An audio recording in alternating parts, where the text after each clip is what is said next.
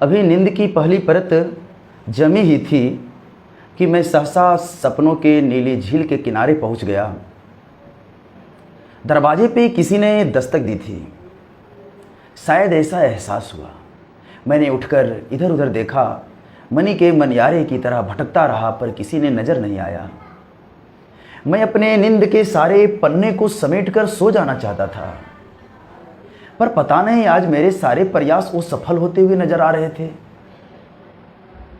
मैंने सारी रातें खिसकती खिसकती हुई देखा और सुबह आ गया।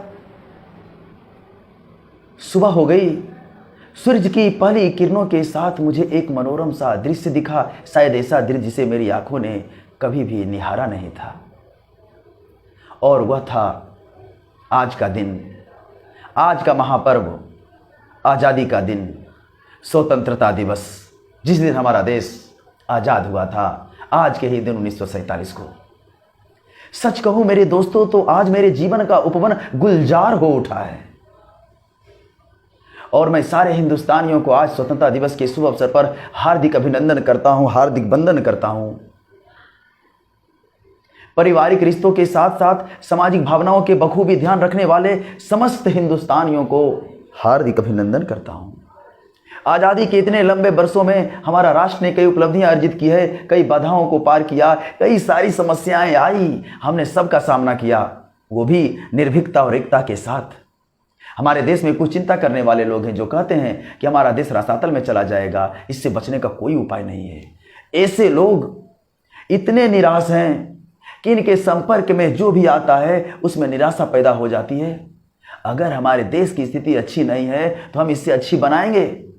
ऐसा ना हो कि इन्हीं गड्ढों की आलोचना करते करते हम इतने आगे निकल जाएं कि पता ही ना चले कि हम कब खाई में गिर गए। क्योंकि हिंदुस्तान की जड़ है आपस में प्यार, मुख्तलिफ मजहब, धर्म, जातियां, उनसे मिल के रहना है, एक दूसरे का इज्जत करना है, एक दूसरे का लिहाज करना है। तभी जाकर हमारा स्वतंत्रता दिवस आज का दिन सार्थक होगा। आज अगर स्वतंत्रता दिवस है तो अगर मैं बात कहूं कि भगत सिंह, खुदीराम बोस, लाला लाजपत राय के नाम के बगैर तो भारत का इतिहास ही अधूरा है। और आज स्वतंत्रता दिवस के पावन अवसर पर हर भारतीय को एक संकल्प लेना चाहिए, एक प्रतिज्ञा करनी चाहिए, और वो ऐसी प्रतिज्ञा हो जो देश के हित काम हो, देश के हित के लिए, देश की भलाई के लिए, देश को बढ़ाने के लिए, देश की उन्नति के लिए, देश को स्वर्णिम राह पर खड़ा करने के लिए हमें एक प्रतिज्ञा आज होनी चाहिए, और उस प्रतिज्ञा को हमें पूरा करना होगा। तभी हमारा स्वतंत्रता दिवस आज का सार्थक होगा। नहीं तो ये झंडा झूठ का फहरा लेने से स्वतंत्रता दिवस नहीं हो जाता। देश के प्रति योगदान कीजिए, आज एक वृक्ष लगाइए, परिवार नियोजन अपनाइए, सांप्रदायिकता को नष्ट कीजिए, दहेज प्रथा खत्म कीजिए, तभी जाकर हमारा स्वतंत्रता दिवस सार्थक हो सकता है। दोस्तों,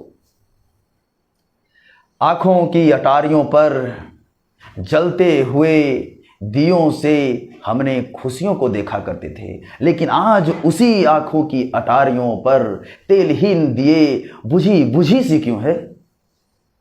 जिन मुख पर प्रसन्नता का पूर्णिमा छाई रहती थी, आज उन्हीं आंखों पर अमावस्या की काली रजनी क्यों है? इन सब का उत्तर एक ही है, बेरोजगारी, बेकारी। बेरोजगारी की बीमारी ने लोगों के जीवन रस से निचोड़कर नारंगी की छिलके की तरह फेंक दिया है। उनकी खुशियां नष्ट हो गई है, उनके अरमान की होली जल चुकी है, उनके सामने अंधेरा छाया हुआ है समंदर की तरह। हमने सुना था कि इंग्लैंड की यूनिवर्सिटी से पढ़कर पीएचडी करके आया लड़का और अपने पिता के ताने से, नौकरी नहीं होने के कारण पिता के ताने को सुन सुनकर अपनी जान दे दी।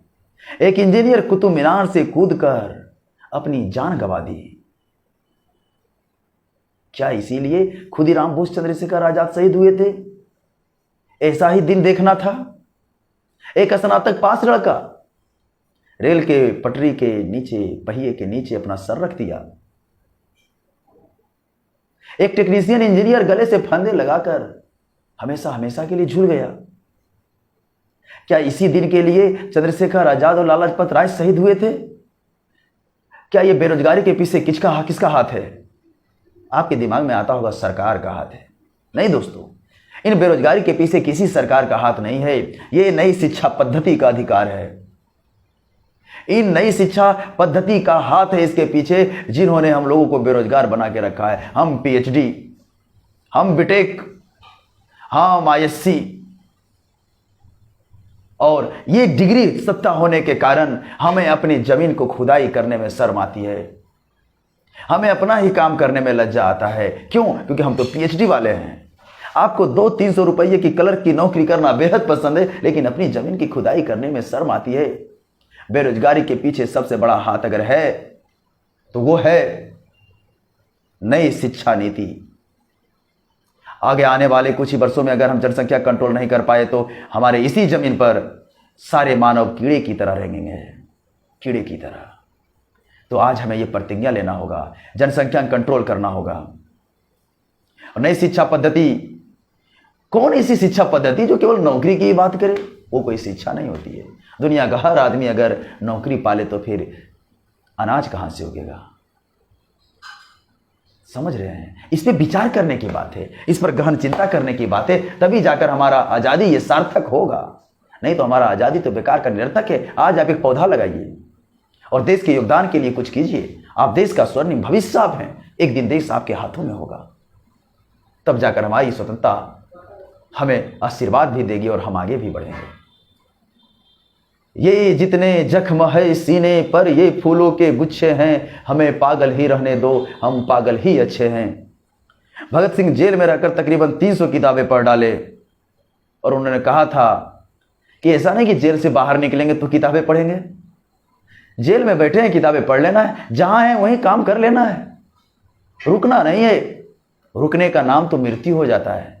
जो रुक गया वो समझो मर गया, जो चल रहा है वही जिंदा है। तो जिंदगी में ये नहीं है कि कल कर लेंगे, ये काम परसों कर लेंगे। जब है तुरंत काम कर लेना है। जो कल करना है सो आज करे, जो आज करना है वो अब। पल में परलय होएगा, बहुरी करोगे कब। तो दोस्तों, मैं स्वतंत्रता दिवस के शुभ अवसर पर बस यही कहना चाहता हूं कि हर विद्यार्थी देश के योगदान के लिए कुछ काम करें, नेताओं के से दूर रहें। वो कुछ आपके लिए, कोई कुछ किसी के प्रति कोई हमदर्दी नहीं होता है, कोई किसी के लिए कुछ नहीं करता है। आप जो भी करेंगे अपने लिए करेंगे। धन्यवाद। जय हिंद।